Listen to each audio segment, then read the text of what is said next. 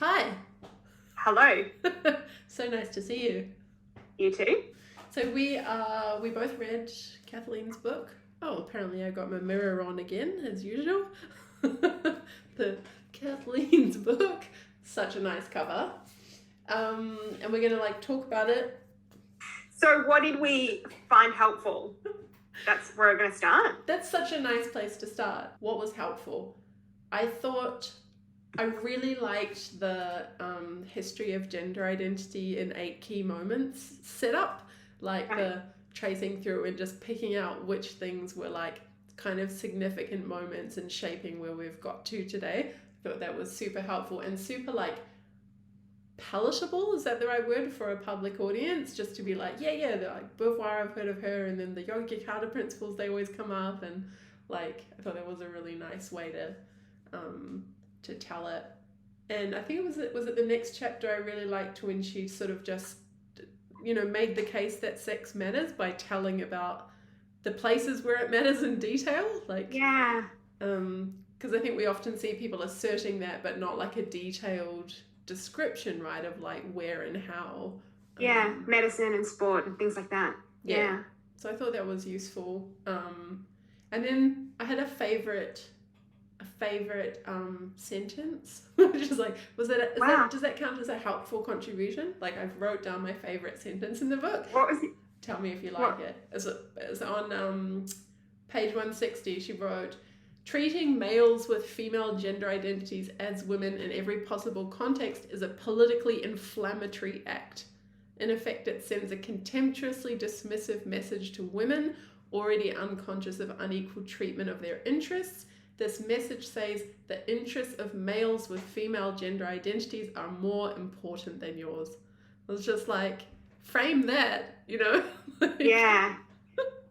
Just really nicely stated. Yeah. It was, bold. Yeah. It kind of interesting too. I have quite a vivid memory of that, because in some ways it stood out, right? At other points she says, she thinks we should consider things on a case-by-case basis. Yeah. So it stood out. Yeah. Somehow maybe this is it's just an uncommon thing for there to be women in the public domain saying these things in such a concise and forceful way, right? It's that's been the whole heart of the problem, that we're somehow dismissed as women's interests just don't matter, constantly being just made invisible or set aside, because we're supposed to think, these gender identity interests, they're so important or they're so marginalized, and just seeing someone be this is just contemptuous and dismissive of women, it's yes, that's how it feels. I love the word contemptuous. I guess, do you think it's in the public sphere, I guess it's not said that women's interests don't matter, there's a pretense that the interests aren't in conflict. I mean, there's both, right? So it's either it just, women keep trying to speak up and it's we can't even hear you, we don't care, or we're unable to really take that seriously. And that, I think, is a kind of a dismissiveness, or like you say, it's maybe the slightly more well-meaning activists or whatever, they just want to gloss over any potential conflict, and so then they're just denying, hey, look, bad for no one and good for trans people, so let's all get on board. I thought she demonstrated or illustrated the indifference to women's interests really movingly in the sport chapter. Yeah. Or perhaps it wasn't a chapter, as a bit of that chapter. Yeah. But she talks about the commentator saying what if trans women win everything? Yeah. I know, I knew you would be fuming about that. Maybe up until that point she'd really had her, I guess prior to that she's doing sort of a lot of philosophical work, she's giving, she's engaging with Butler and she's giving accounts of sex, but in that chapter she really, she kind of took him to task a bit. Yeah. As he deserved, right? Yeah. Because that is such a classic case of just really not giving a shit about women. Astonishing. I guess does he think that women have now made all the progress they need to make? I mean, if you're talking about the quote where he's just like, oh, how great for trans kids to see a role model. Yeah. And so what if they win everything? Won't that be great? It'll be, does he say inspiring? Yeah. She has this great, like, she's like, I can think of nothing less inspiring. No, exactly. No. But I think it's too charitable to say that he just thinks women have already figured it out. I just think that that's a perfect case of complete disregard for women's interests and just being like, wow, how amazing for this group that we actually care about because it's made of men. Yeah, it's a really good illustration.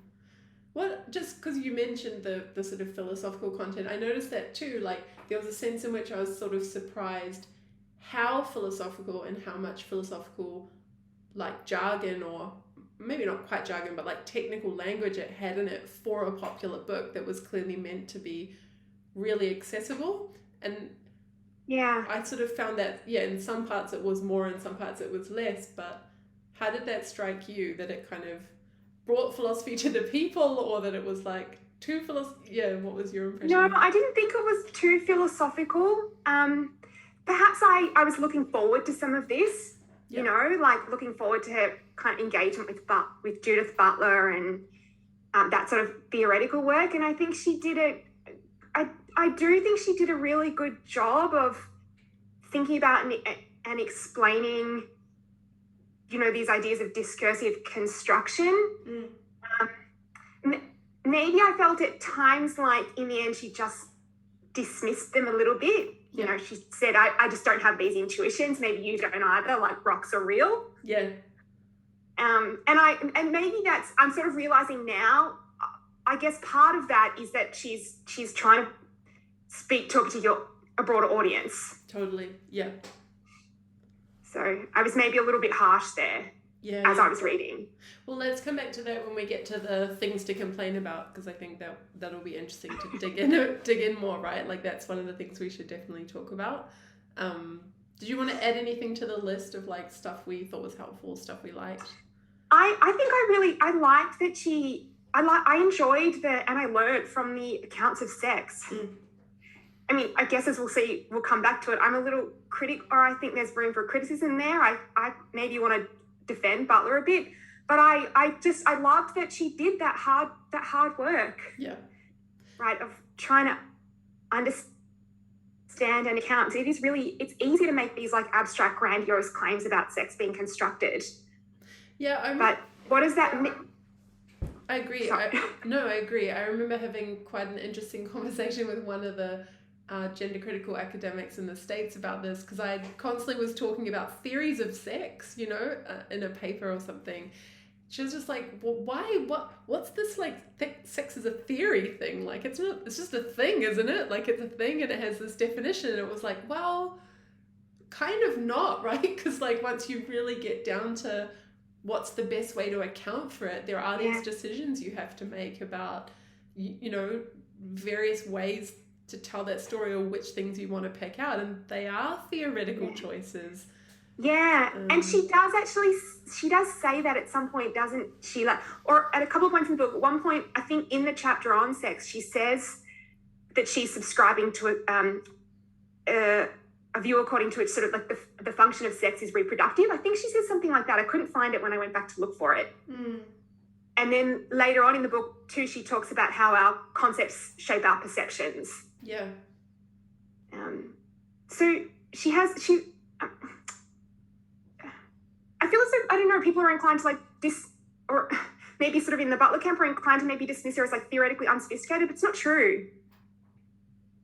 Yeah, well, I thought the move of just, rather than trying to like defend an account, just sort of putting these 3 accounts out and being like, these are all really plausible. We can argue about the details, but they all kind of amount to roughly the same thing in the cases that we're interested in. So that was quite an interesting and helpful way to do it. And I don't know how much you observed the Twitter wars, but in the years before I was banned, there was certainly an awful lot of ink spilled, whatever you say for typing, like on this question of exactly how to tell the story about sex, right? So that you were getting in the right intersex people, but leaving out gender identity and everyone trying to do the like denialism or the busting the concept stuff. Like, it is a real site of disagreement. So I thought it was quite cool just to be like, look, here's some sensible ways to talk about it. And none of these will let you say the stupid things that you want to say and that you all say online. And you have to take account of this. Yeah. And of science's success here. Like, why are our interventions so successful if we're completely wrong? Yeah. About biology. Yeah. So I like that. You know, I also thought her suggestion at the end for more evidence, I thought that was really interesting. That's so funny, because the last thing I had noted down in my like helpful stuff section was like that she explicitly commented on doing evidence-based feminism. I think we both noticed this because we've talked about it before, right? Like, but she really she just had this line about the evidence-based feminism that I prefer. I think it was in the discussion about autogynephilia and, you know, criticizing a bit of the current gender critical and radical feminist discussion. And then I think you've talked to me before about how unusual that approach sometimes is in feminism, which is like driven by the data. Yeah, which is so weird that it would be unusual, but yeah. Weird and not weird, I think. Yeah. I mean, yeah. I feel like this is it's gonna be a cool part of the new movement, I think. Like, I think Helen Joyce, her discussion, I think her book's coming out next month or mid-July, I think it was. Also extremely evidence-based. Like, I'm hoping that it's a new moment from our side of the movement and pushing into feminism, right? That it's like, it really matters what the evolutionary history was, and it really matters what the current data says, and it really matters what, that stuff is important, and we should synthesize it and take our cues from it. But it is problematic too, though. Like, I guess if you think of social changes as experiments, you don't have the evidence beforehand. You generate it as you go. Yeah, I mean, I guess it's going to depend, like, I don't know how to say this, like, I know how to say it in your terminology, but we haven't presented it yet. So, but like, surely there's lots of things within our current way of thinking that require evidence. Yes. And by those standards, they should be evidence-based. That's setting aside entirely whether we have some sort of bigger experiment that will shift us to like a whole new way of thinking, right? So I think, there seem and with making small changes to the world, like feminists being receptive to what the data actually says, and all kinds of activists doing this rather than like totally inflating statistics and over-egging their claims. And I felt reading this, and perhaps that's because she was criticizing in a way, or she was critical of such a wide range of feminists. I did feel a bit like, what's the phrase? The chickens are coming home to roost. Yeah. You know. Yeah. No, I've often felt like that with gender identity activism, like in general, that there are definitely some things that I noticed them doing that when I learned more about the second wave, we were doing. And then it's like, you can't be as much judgmental about it, because you're like, well, we wouldn't be where we are today if they hadn't done that. Yeah. And then that's right. You feel more lenient, right, towards these activists, because they're just doing the same stuff to get attention and uptake. There are lots of parallels. Yeah, there are lots of parallels. I had like the segue for me between our like things we really liked and the things we want to complain about was like, which bit of the book did we think was like the most kind of interesting or novel in terms of the contribution it was making to the discussion. Did you have any kind of impressions about that? Most novel in terms of contribution. I'm not sure. You go, I'll think. while I listened to you. I think I had two things, although maybe they're kind of pretty closely connected. So one was just like telling about the models of gender identity. I thought that the way she did that, because again, there's just not that much discussion of what it's supposed to be. There's a little tiny bit in philosophy, and then there's just lots of like propaganda, right? So I quite liked that she did that, like, what is this concept? How should we think about it? And she came up with this like stick of rock model, right? And then you get a really nice visual image of this type of candy. It's a great way to explain innateness to a public audience. So I thought that was cool, just having these various models, the medical model, and then like, I guess the original bit, right, was presenting her preferred way of thinking about it, that it's this identification with, and that was quite empathetic in a way, right? Like that she had that model, but she was like, look, you guys do this all the time. We have nationalism and environmentalism, and we have pop fans, and, you know, like, don't be so intolerant about the idea that one sex can identify with the other. Like, of course they can.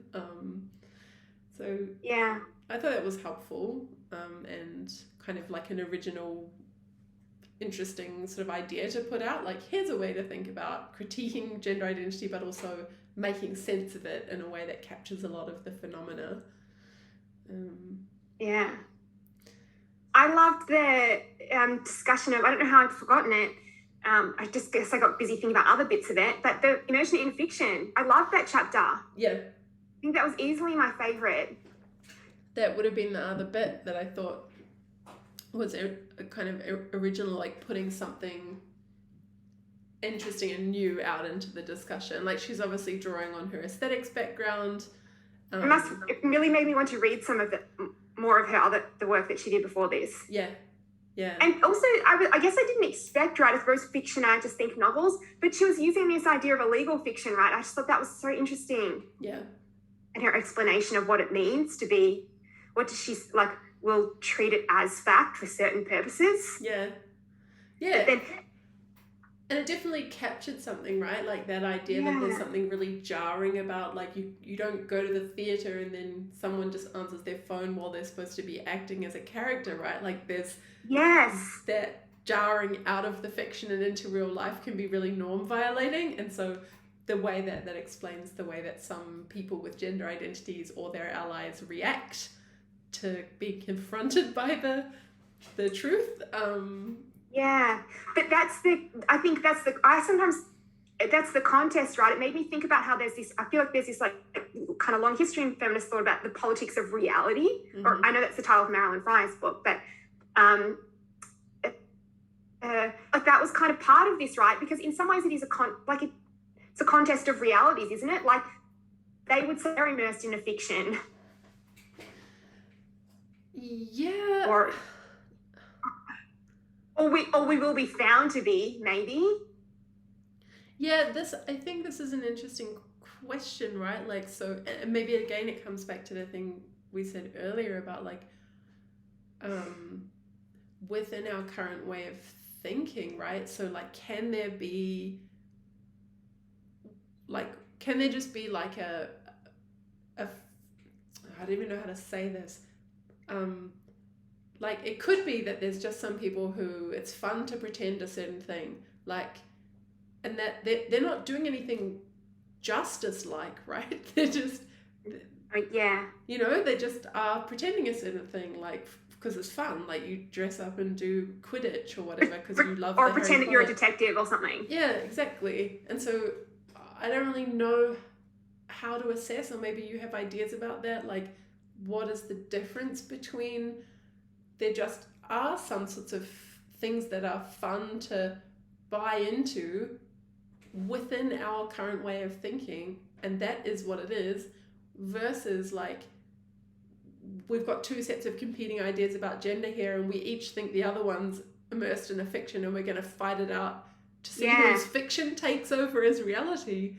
Does that make sense? Like, yeah, well, like, we're each, because what I thought it was so helpful too. I was like, this is exactly what's going on. But I mean, like, if there are demands for us to support the fiction are successful, their fiction will become reality. Yeah. And then this reality will appear a fiction. Yeah. But do you think I guess she's... a bit it's the like. Go on, sorry. No, I was going to say. I mean, I don't know if it's the language that we use exactly, but we use language close to it, right? Like a lie. Like, you know, we feel like feminism exposed the world prior to it as a lie, or like patriarchal ideas about women as lies. Well, myth. That's very close, right? Yeah. So, like before feminism, I don't know, brought to society the idea that women are human beings, everyone was immersed in a fiction. Yeah, I think, I mean, I really like the idea. I think I'm just struggling with the, how do you tell the difference, right? Like, are there some, because the way she's telling it, right, is just like, you just have the real world and it's kind of obvious what's true in it. But sometimes we pretend some things, and that's allowed because it's fun or it advances some interests. How do you tell the difference between that and then the rivalry over we're all pretending until we succeed and make our stuff true, and then the victors write the history, right? So like that will become non-fiction. Yeah. So I'm just like, I think I'm struggling with that idea a little bit, just in the sense of like, she's telling it from within it's really just clear what's true and what's pretend. Yeah. And you're raising this interesting possibility. No, like if they really succeed, they're going to change what's true. Like you are the sex you identify with, or there is no sex anymore. There's just gender identity, and that is true. And the fictionalizers now, or the whatever, they're out there the opponents, or they're the radicals. Yeah. I mean, I don't think you can tell, right? But it's not like you think everyone ever engaged in a fiction is an activist against injustice fighting to have their worldview take precedence, right? No. Sorry. So yeah, I see what you're saying. Yeah, so they just seem like mundane forms of fiction that that like people who don't aspire to be or don't claim to be like prophets or... Exactly. Like I know there's one question's just like of the people claiming to like see justice clearly, who's right? That's one question. But the other one's like, can't there just be some fairly mundane forms of fiction? Yes. And couldn't it just be true that like you can't change sex? This is objective reality, but it's fun to pretend sometimes because it helps some people out. Fine. And that's not quite the sort of fiction that could take over as reality. Yeah, right. Okay, no, yeah, I see. I suppose I was trying to inhabit or maybe even defend the other view and thinking I think this is how they would have to describe themselves, right? Because otherwise it's just that she just is right. Like all the good, you know, given the framework that we're in and the evidence that we have, like Stock is right about reality. I think that's irrefutable. Good. So I just feel like the only way they would have to describe what they're doing is to say, yeah, but we belong to the future. Yeah, okay. I see what you're saying. So we can take her explanation on her terms and think it's interesting and original, and it accounts for the phenomena of what's going on in the best way possible, given that we're actually right about the truth. But their comeback is going to be like, no, we're actually visionaries about the next. Okay. I mean, that's a problematic. I mean, first, they're not claiming to be visionaries, although I guess no one does, right? Part of how you get your change off the ground is by saying it really is this way. Like, you know, I was going to say Mary Wollstonecraft didn't say like, oh, women one day might turn out to be human beings if we do an experiment, who knows? Yeah. She said they are human beings. Yeah. So, yeah. But also they're not claiming to have a different framework, right? I think they're trying to say, like, Stock's got the facts wrong. Like, you know, I'm thinking of the view that, like, what is it? Sex is not a binary. That would seem to be an attempt to talk within our framework. That seems right, yeah.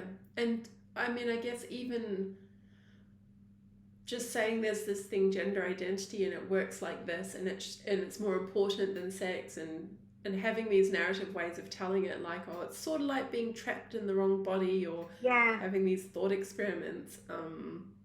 Was in her book, right, where she talked about the the stupid thought experiment from some popular media where it was like, if you Oh, were paid yeah. a lot of money to Yeah. change. Yeah.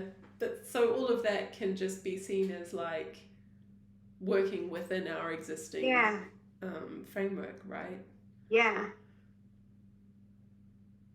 Yeah, but it's interesting because what you say does match up with a lot of the rhetoric, at least, right? Like, trans women literally are women. Like, that's not a claim about a fiction, right? Yeah. I mean, I guess she can accommodate those claims and say, yeah, that's what you do say. I am this actor, or I am. Yeah.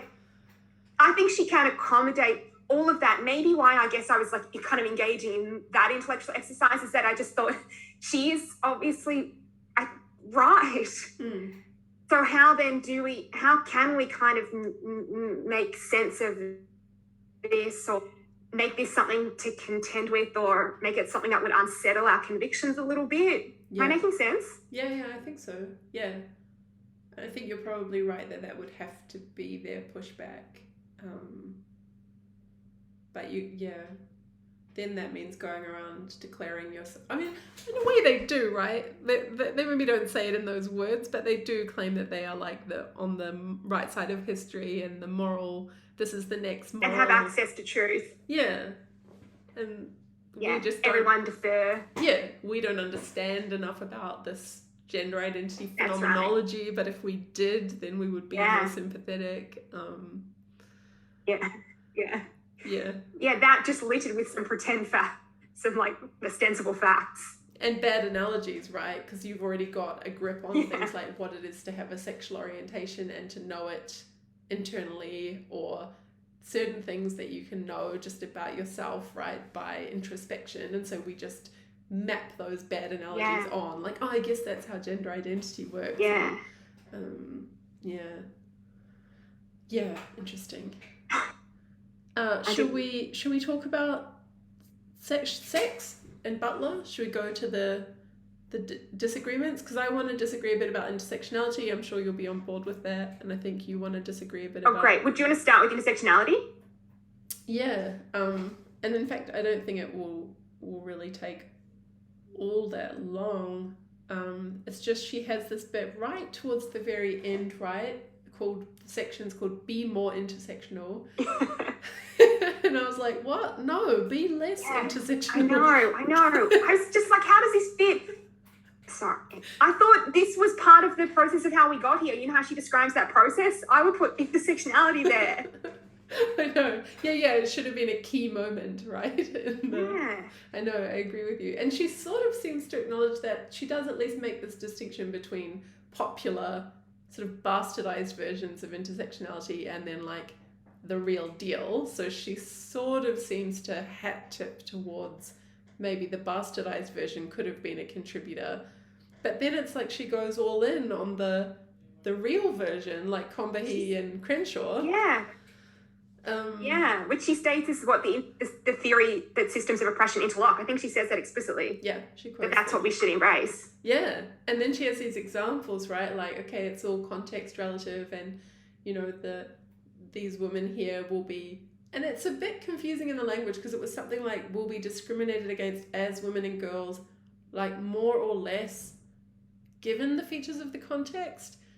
But then because if she's buying into this interlocking systems of oppression thought, and we're supposed to take all the context relative stuff into account, it seemed to me it's just going to have that burgeoning, whatever the word is, blowing up the feminist agenda problem, right? Because it's like, well, over here, it's not just sex, it's also poverty. Yeah. Okay, cool. So poverty is now on the feminist agenda. And by the way, being a thing that implicates loads and loads of men, so you've indirectly ballooned out the constituency and the agenda, and now you're going to do that for everything in every context. And again, women's interests aren't enough. Like, it's totally at odds with the sentence, your favorite sentence. Yes. Yeah, exactly. No, that's the thing, and this is implicit, right, all the way through. And in so many people's work, this is the case. They talk about women and girls. They talk about these things that are somehow at the core of being in this particular class or caste, but then there's just this move to kind of easily include all this other stuff as though that's as though you don't lose anything. Yeah. Like, but you can't just say feminism is about sex and race and class and poverty and context and medical and that's all fine. You can't. And if other movements do their job, they'll deal with that. Yeah. I just was surprised because I feel like embracing that idea that systems of oppression interlock is precisely what means that then you like face conflicts of interest between marginalized groups. I mean, I suppose Stock could say, well, look, I'm not worried because I don't I don't think this is an oppressed group. Trans women aren't an oppressed group. But I guess I just feel like the intersectionality is playing into this, right? We think everyone's interests, well, I guess that's the theory. Everyone's interests coincide. If all systems of oppression interlock, then isn't that what it implies? No, you're right. I mean, there can't be conflicting interests between oppressed groups. I don't know if that's the case, but I guess it might be that she's thinking that there's a certain view of what counts as oppression. So you might be right about that she's thinking we can go intersectional without that, meaning we need to focus on males with woman gender identities, because once we intersect female with class and race and sexual orientation, we're still just going to get the most vulnerable women, and we're never going to get men. I mean, we're still going to get them indirectly, right? Because if you intersect with sexual orientation and then that gives you all of sexual orientation as a cause, you are going to end up with a lot of men. That's maybe fine because it's indirect and it's still, I mean, I don't know, maybe she has some careful story about how you still can carve things off. I think it's still undesirable because even if it doesn't get her all the way to trans women, it's going to get her a really bloated, messy, cumbersome, unmanageable feminism. And I don't know why it would be. Why we would want that? I don't. I mean, is her basic point that you're attending to the interests of middle class, well-educated men who are confused about their gender? Is it like?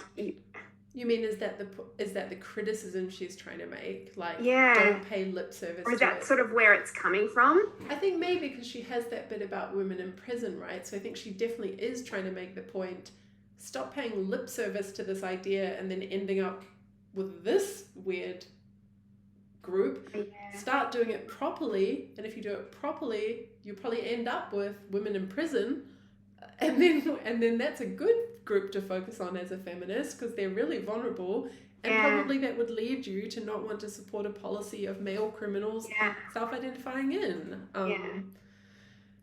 So maybe that's the sort of point. Or I also wondered at certain points if she was, I might be like attributing too much psychology, but like the sort of proving oneself to be not giving the party line. Sorry, I know I spoke really slowly then, but like, like, because she had that line at that bit where it was like, oh, people might think intersectionality belongs to the third wave gender identity camp rather than our camp, but actually we get that, like we can and should be intersectional, and she might think that's a strategic consideration, like we don't want to come across as the racists or the white feminists, and so we should also claim intersectionality, and here's a sort of way we can make that work. Like it might be more strategic in that way. I don't think Stock would do that. Well, there's a really wonderful paper that just came out in the Journal of Political Philosophy, I think it was, like really just thorough discussion of why we should not be intersectional feminists. So everyone read it. Everyone should read sort it. You out.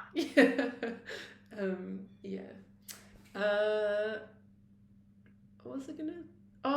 This is so. We should. It's just in that discussion. You know how I have that pet hate of people saying that Betty Friedan Oh, I yeah. just got so mad about that again. It's a tiny critique, right? Like, About the empirical data? it's what she just has this bit while she's telling the intersectionality stuff where she's like, certain white feminists of the second wave claimed that all women were like oppressed in housework, and then she sets it up in the way that the third wave like to tell it, which is as though there were all these racist white feminists. And then, thank God, Bell Hooks came along to set the record straight. I get so mad about that because it's just not true. And it's just, all I'm complaining about is the word all, right? So that's such a pedantic complaint. Yeah. But it's not the white feminists of the second wave. It's just Betty Friedan. And she never said all, she said 2/3. And so, and Hooks and her agree on the proportions, right? So actually what's at stake between Hooks and Friedan is just the question of whether psychological oppression, right, being told that you'll be fulfilled by being a wife and mother and having nothing for yourself and being bored out of your skull cleaning the floors of a house every day, whether that kind of oppression is better or worse than labor market exploitation, black women being in low paid jobs at the time. I think it's not at all obvious which of those two things is worse. But that's the debate, right? So I get, it's just like, one would ideally hope that your analytic feminist philosopher coming in would not buy into those, like, oh, the white feminists and the brave bell hooks narrative, right? Because it's just not true. And I mean, Friedan could say, Marxism was doing that work or did that analysis, right, of exploitation. She could say, I was trying to make sense of why a group of people who don't, on our current ways of thinking, seem to be oppressed or exploited, why they're so unhappy, why they're so discontent. Absolutely. And that's, and like, when you hear Friedan telling that story, right, she was working as a journalist, right, and she was going around hearing from all these women about how, like, stultifying their lives doing some data gathering. Exactly.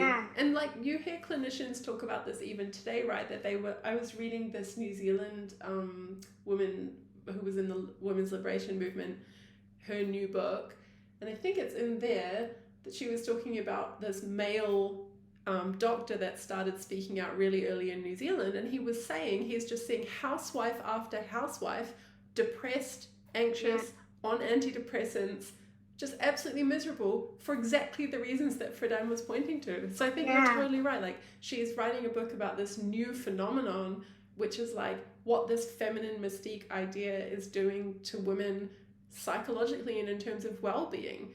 And then now we just dismiss all that with this narrative that, like, oh, she just overlooked that black women were in the labor market. Like, what? It was a little unexpected too, because I thought, I mean, Stock was careful about this herself, right? You know, when she talks about, in that chapter where she talks about why sex matters, you know, and I guess she said, well, like, not every woman is going to get pregnant, right? So it's not every woman is going to, like, suffer discrimination on the basis of that in the workplace. So, you know, she says, I'm not making a claim about this, but, I think what she says is, like, but I'm saying that, like, all women could, or, but that's just, like, easily applicable to Friedan. So I just, I thought that there was something, I don't know, it surprised me, that criticism. I mean, I think Friedan would have been perfectly justified in making that argument even about 5% of women. Like, and I don't really think it matters that they were privileged in the sense that, like, because I think that's just a misunderstanding, that the privilege came as like, oh, wouldn't it be nice to just be at home bored? That's class privilege, right? You mean what they had? Yeah. Like, the idea of, like, a privileged woman is, in feminist terms, incoherent. Yeah, but I guess it's like, it's dismissive. Even, I'm thinking maybe even in class terms, right? Of course, you're right that one is richer than the other, right? But you're really missing Friedan's point if you just think, oh, well, I'm working in the factory every day and I've got sore feet and I'd love to spend some time with my family. Oh, well, I fucking wish I could be those women bored at home because they have to clean the floors over and over. It's like, no, like, you're missing the whole insight about that's why she wrote this book. What is it like to be trained for your whole life to think that you'll be fulfilled by motherhood and being a wife, and then getting there and not. devastating. Yeah. They You really know, are. these women doing PhDs and talking about having what one woman says, I just had my 5th baby. What am I going to do? I can't keep having babies forever. Yeah. It's heartbreaking. Yeah. But And like their honesty, I think, and their self-insight and their honesty is amazing. Yeah. But do you think that's only like sex disadvantage but class?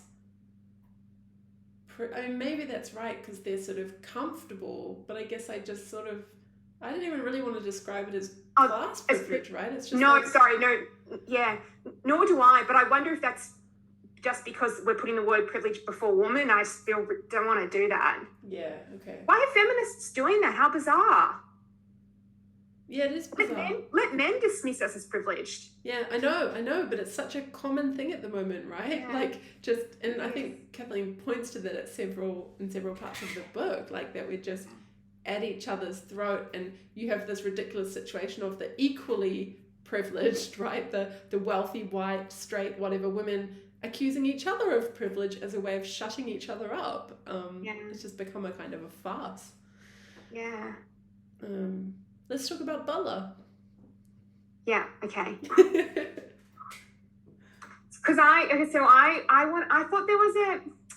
think there's a defense or a way of making Butler's claim that sex is constructed plausible. I was thinking about why I want to do this. And I think I want to do it because I want to say, like, so what? Like, it doesn't change the conclusions. So yeah, say a bit more. Yeah. Okay. So, I guess so Butler is saying not only gender but also sex is constructed. Now, like that Stock point says or insists, she's not just saying the idea of sex is constructed; she's saying the thing itself. Yeah. So, what can that mean? So, I guess really naively, we might. This is not Stock, just like lay people, right? We might think that if we stand before human beings, the sex distinction just reveals itself to us. There are people with penises and testes, and there are people with vaginas and uteruses and ovaries. Yeah. But so I just think that the distinction's not obvious to us, or it doesn't reveal itself to us. We have to first notice those features as salient. Right? Among all the features that we see, those have to be salient to us. They have to be the ones that stand out, such that that's the distinction that we make. But do you mean there can be all sorts of differences or varieties between things that we just don't attend to because we don't find them important? So it's not that the differences don't exist. It's just that we wouldn't even bother to comment on them. They wouldn't be. Yes and no. Okay. So I think first I'm just asking why, or maybe just saying, there's a question here, right? It's not obvious why we would notice these or attach so much significance to these features. Mm-hmm. We could notice other ones. Mm-hmm. And so far I think Stock's on board, and why is it that we notice these features? Because we've got certain concepts operating in the background that give significance to them, or certain views operating in the background that give significance to them. Yeah.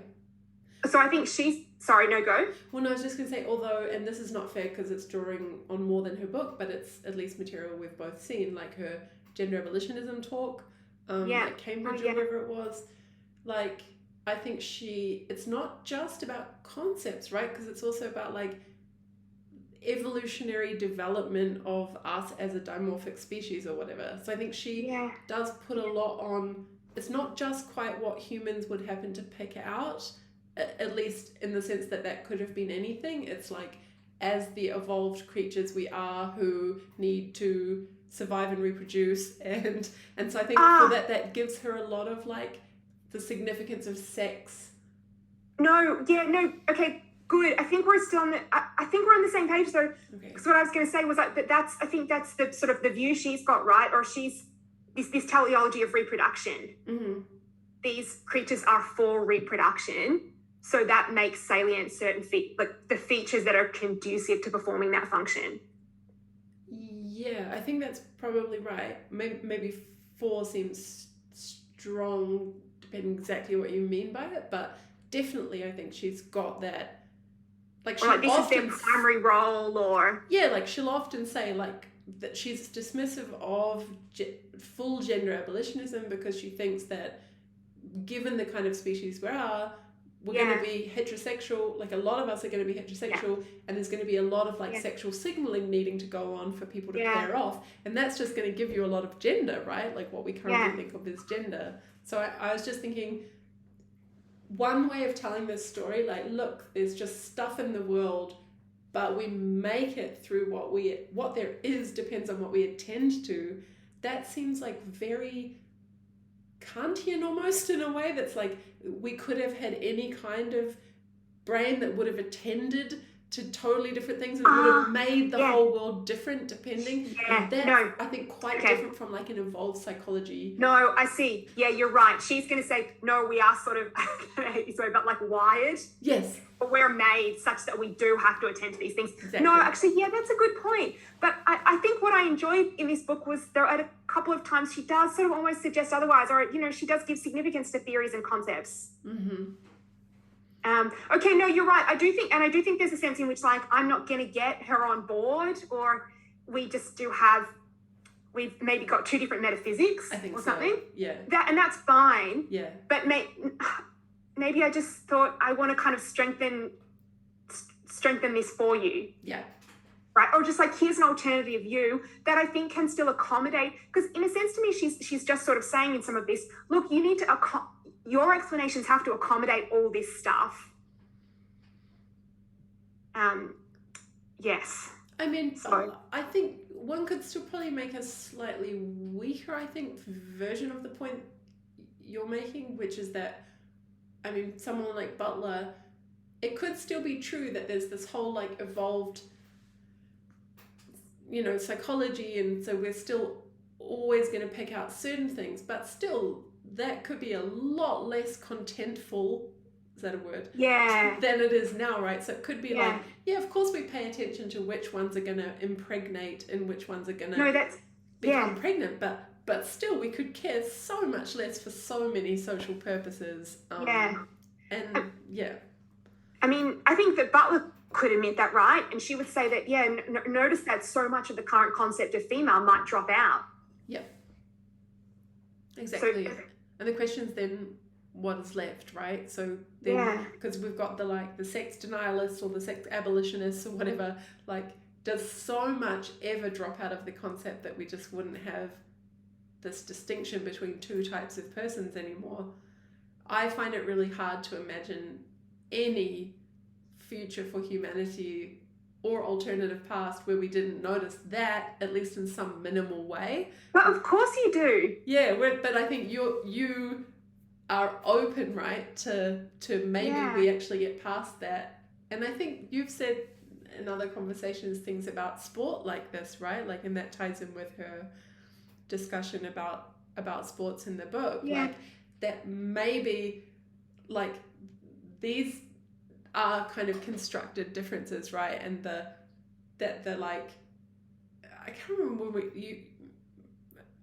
when we were talking about this, but it wasn't something I was reading today of yours. But like, yeah, that the sports difference, right? Like, we might be in a way entrenching it as we try to do our activism, because so much of what we're saying relies on this thought that women are weaker, and then we sort of make women weaker by saying they're weaker, so they need special. Yeah, I mean, Stock's going to say that the jury's, like, here's the data.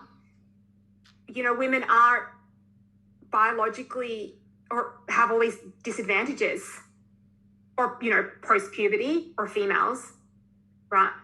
Yeah. She's going to say it's not just in the head, but I'm not sure that I even mean, sometimes I'm not sure myself what I mean. Like, do I just mean it's in the head? Like, women think I'm not very good at sport, but I don't think I do. I think I mean, well, what happens if, so I guess, so what I think is, you know, we could use McKinnon to also make sense of like why we see these features as salient, right? Like, if we didn't think that woman was adult human female, so Stock says this, so woman is adult human female, then I feel like I just feel like it might be the reverse. Woman is adult human female, so in being realized as a woman, one is realized as a female. Mm-hmm.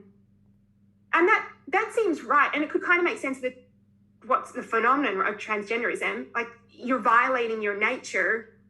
You're not just violating norms. Like in this conceptual scheme, you're kind of violating your nature, right? I'm talking a bit all over the place. No, I think I don't quite get what that means. So, well, what if, I mean, they're just in this scheme, there's just like no space in which you can be a female and do manly things. Mm-hmm. If the realization of your female nature is equated with realization of womanhood, yeah, then there's just like no room for you're a dysfunctional female. Yeah. And then you mean that explains trans because the man who wants to be feminine feels that he is not a man, and his closest. I guess, yeah. So in that scheme, then either you're a dysfunctional. So what I was saying, female, you're a dysfunctional female, or maybe you're just a functional male. Yeah. But they're your options. Yeah. Sorry, so that was. Yeah, no, I guess. I got. No, there's a few things going on, but it's, I guess one of them is just like that it's so hard to know how deep the like shaping or making people goes, right? And then to have any reasonable sense of what the possibilities for being different are. Like, to what extent in any possible history of the world in which women were given more food and told that they could be good at sports and constantly running marathons, well, how narrow would the performance gap between men and women be in that alternative world? And then like if we just started doing that into the future, like how much would it narrow starting from where we are? No idea, right? Yeah. But so I think you're right. But notice that even that is still speaking within our framework. I suppose what I'm thinking is like, what if we really change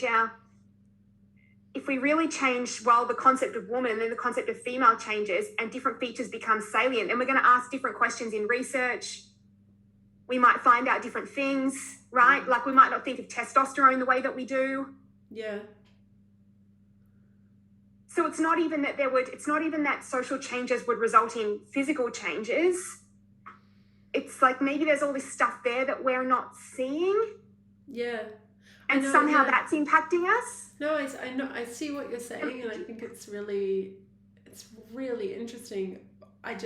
The tension for me is always like, what is the right balance? Because that could be right, and it could justify just like treating everyone the same, in the hope that they eventually are made the same by that treatment, or it could be that you're just doing people with real difference a horrible disservice. Yeah, I know. Because you're never picking them up and accommodating that difference in a way that could eventually allow for equal outcomes. And I just don't know. Oh, I know. Yeah. And certainly it seems like we shouldn't be able to do an experiment just on the basis of my saying, like if we had a different framework or if we were in a different paradigm, we would see different things and ask different questions. Yeah, we wouldn't look at like vaginas, and we wouldn't think about ovaries or estrogen. Yeah. But we're in the one we're in, and we have to pursue justice from here. Yeah, I know. I mean, maybe sometimes the thought experiment alone can do important work. I guess philosophers, like, that's a tool of ours, right? So we want to say, well, like, what could it have been like if women had always been given the same amount of food? Like, just think that through. Like, so maybe those things help us to like somehow at least build these alternatives that would lead to you wanting to take the first step or do the experiment. But I just always get like dizzy at a certain point, like, and I don't know which way to go. And and I think you have to be able to fill out some of the detail. Like, I feel like I have to be able to point to some of the things the questions that we might ask, in that paradigm, the things that we might look at, the features that we might look at, but I can't because we need someone maybe more imaginative than me, or.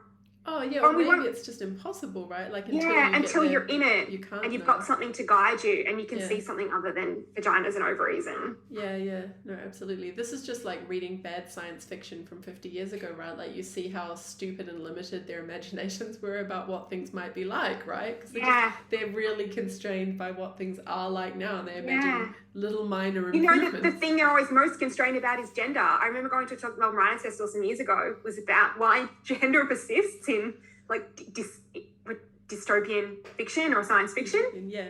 It's like the thing that we can't get past. Yeah, exactly. Doesn't matter what the future is like, there will just always be males and females. I remember that in the Jetsons, right? Like when we were young, and it was like the Jetsons, but there was still like pretty Judy Jetson in her gender conforming dress. Yeah. And, like, what? This is like flying cars. Maybe I just wanted, like, no, I was going to say stock and think what she wants, obviously. Like, what do I do to say? But maybe I just wanted at times, when she's like, what? This just sounds ridiculous to me. Like, there could be no rocks, but there could one day be no rocks. I think I just wanted her to admit, like, that it's not clear that it makes it ridiculous. It just might be, like, the limits of our imaginations. No, but I think this, for me, it's like, this is where I run into, like, that there must be a difference between this is the Kantian stuff, right? It's like, there is stuff, right? We all admit there's stuff. There's stuff that we currently call rocks, but even if we didn't care about rocks and we just picked out the whole ground, like with one word, there would still be the rocks, right? They just wouldn't have a name, or they wouldn't, like, so I think sometimes there's this weird shift between the stuff and the way that the picking it out or the conceptualizing it or the caring about it makes the world. It's like, it doesn't make the world. But I think maybe this is the difference between like Kant and Rorty, but I just don't think that the rocks would, if the rocks still have no place in the conceptual scheme, there's no rocks. But there's only no rocks, right? There's still the stuff. And I think that's the thing where this gets too almost butlery for me. Like, it's like discourse is the world or the text is the world. No, there's rocks. There's rock stuff, right? There's rock stuff no matter what, but we maybe don't care about it. We maybe don't name it. We maybe lump it together with other stuff, or we maybe have finer particles. But the stuff, the world is always there. What if rocks were irreconcilable with everything else in that world? I mean, maybe we get in trouble when we stop talking about material stuff and start talking about ideas or social concepts, like, and then you can maybe get these conflicts, right? Like the who has moral status, and it's just landowning men. But I think, at least in terms of material things like that, I think that's the intuition that there's always going to be sex, because that's like rocks. There's just stuff. Yeah. There is stuff there, regardless of whether you care about it. I think I could only come around to that if all we were saying was that sex is just like fleshy bodies. Yeah. But we're not, right? We're saying like female is one who, well, so there's like the gametes account, the chromosomes account, but I guess in everyday language we think females are these people who have these body parts, right? But maybe that's what I was trying to ask before, like, but why do we attend so much these body parts? Stock is going to, so no, yeah, they might always have them, but so I guess, so I could say, right, but we'll see them differently.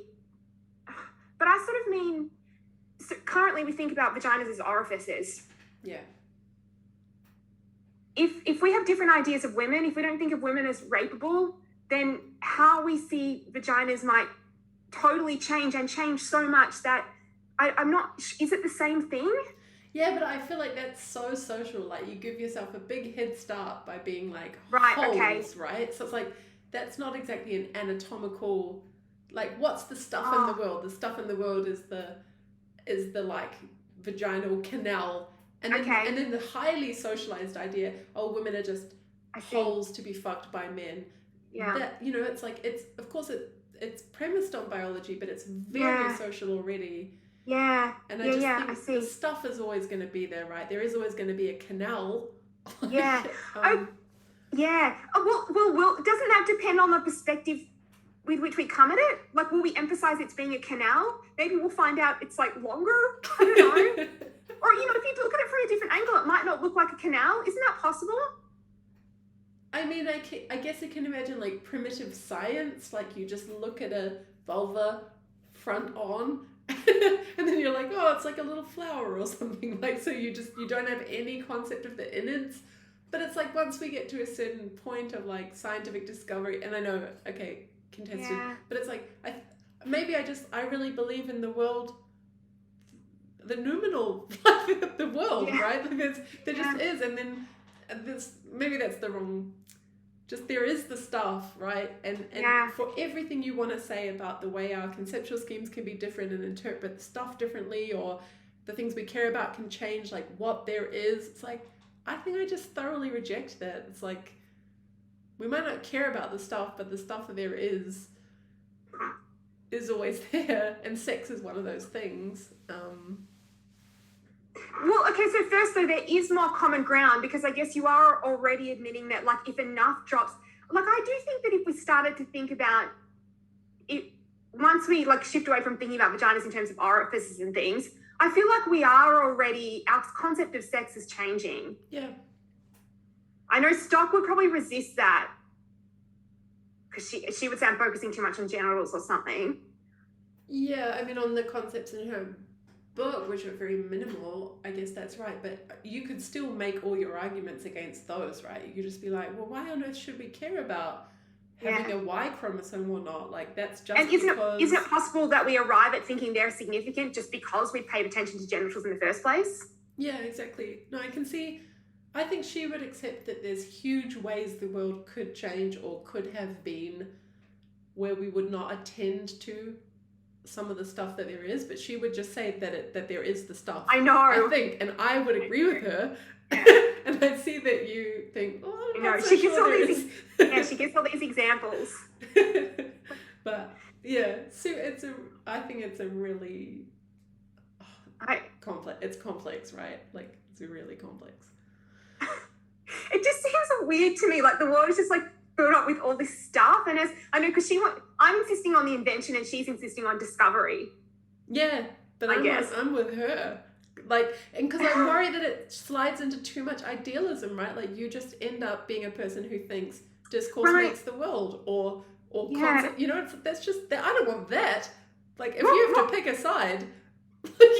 Yeah, you do. Yeah, you do. I mean, but I think there is a world. It's just the one that's constrained by the combination of our experiences and our concepts. But it's so arbitrary for you, right? Like you're just... Or it's really contingent. Yeah, it's like totally contingent. These guys happen to be like this, and this one got superiority, and it's governing for a time, but the next one will be different, and there'll be totally different stuff.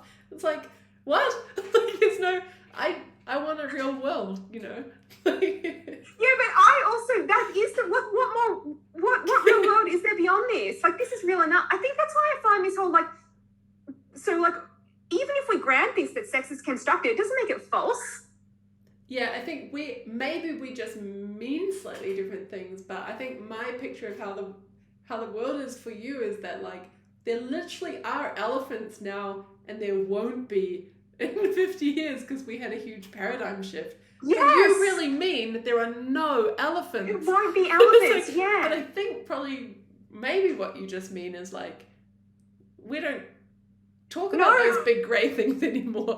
Like, but I'm not sure if you mean in the only way that it just becomes nonsensical to say there are elephant or whatever. I know, but what about those big grey things over there? Do you know what I mean? Like in the next... Don't you think it's weird? What if we flip it? And what if we flip it and we find out there were no elephants? Elephants were something else. Oh yeah, that's fine. Yeah. Right. And people in the future say there were never any elephants. How do you feel about that? Those elephants were never there. I think I feel okay about that because I understand the Mars, like that you reinterpret what a planet is. Didn't change the number of blobs in the universe, right? But it changed the calling of them. So long as the stuff isn't being denied, but I think somehow it's really hard to translate between the terminology when you're saying that the concepts make the world, like there really isn't sex anymore. It can sound like you think somehow humans have radically changed. They're just blob Barbie dolls now. Stuff like that. And that, But in our eyes, like, their contours will change. in our eyes, yes, but what But there what is. else is there? From this standpoint that we can never inhabit? No, but it's Okay. but the stuff that's there hasn't changed. And I just think it can sometimes sound like it has, right? The way you tell the story. I believe that. But I know, but yes, I mean, Stock's going to say, look, both she and you have sort of brought me around. Like, it's not that I agree, but or I at least think that have brought me around a lot. But what was I going to say? Oh, I don't know. I forgot. We should probably do last remarks anyway, because I'm 15 minutes late for my next. Sorry. No, it's fine. It's my fault too. Do you have any final things you want to say about the book, or just a compliment for Kathleen, or how should we? I really enjoyed it. It gave me so much to think about. I did. I would like to talk to her more about some of the parallels between feminism and, say, trans rights activism. Yeah. When she's talking about gathering evidence and things, I wonder if she would criticize feminists for expanding the concept rape to gather evidence about the prevalence of rape, that sort of thing. Yeah. I did ask her if she wanted to do an interview, but she was overwhelmed by interviews. So well, that's great. She'll have to suffer us talking about her rather than her being able to defend herself. Yeah. Yeah, I really liked it too, and I'm really looking forward to Helen's one coming out soon. It's so exciting that there's books coming out on this topic. 2 books, plural. It's more than we might have hoped. No, yeah. And I thought it was unusual, and I think that made me realise how orthodox, all feminism has been. Yeah. I couldn't pigeonhole it. Yeah. I was just going to say, do you know about Linda Blade's book? There's actually 3 books, I think, now. No. Apparently, I think it's called Unsporting, and it maybe came out as well in the last month or two. Yeah. No. She's in Canada. Great. So hopefully there'll just be a big spate of gender critical books from now on, and then we'll take over the world.